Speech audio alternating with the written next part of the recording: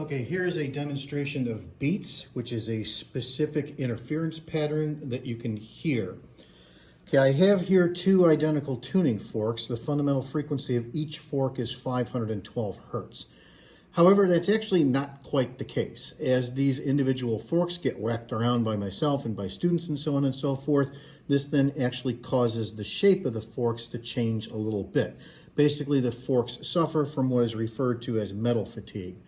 So what that then means is that the fundamental frequency of this fork is not quite 512 hertz anymore, nor is it for this one here. In addition to that, each now of the fundamental frequencies of the two forks are slightly different from one another.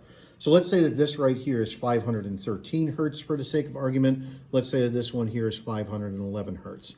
Okay, if you do have two sources of sound that are close to each other in frequency, then you can hear an interference pattern. You could hear what is referred to as a beat. So I'm going to go ahead and strike both forks. I'm then going to set the forks here into these little sound boxes like so to magnify the sound.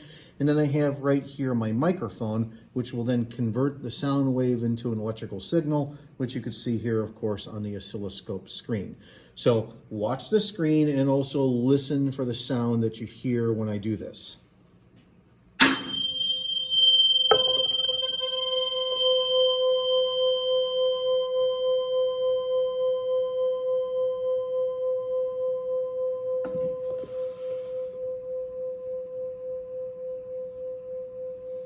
Like so. Okay, let me go ahead and do this again just in case you couldn't see the oscilloscope screen easily.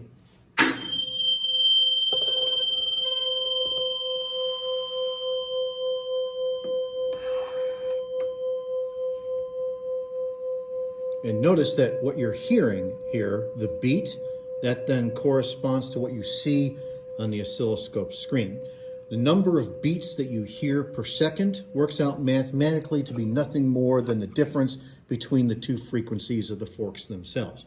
So if this fork here was at 513 hertz, for example, this fork here was at 511 hertz, the number of beats that you hear per second is just the difference between the two, which would be 2 hertz.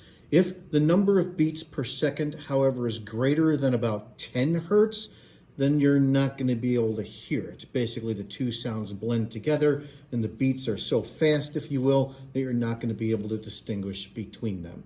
So it's not necessary for us to go through the mathematics of this situation. I will post a short lecture and a screencast about this situation, however, for you to look at as well.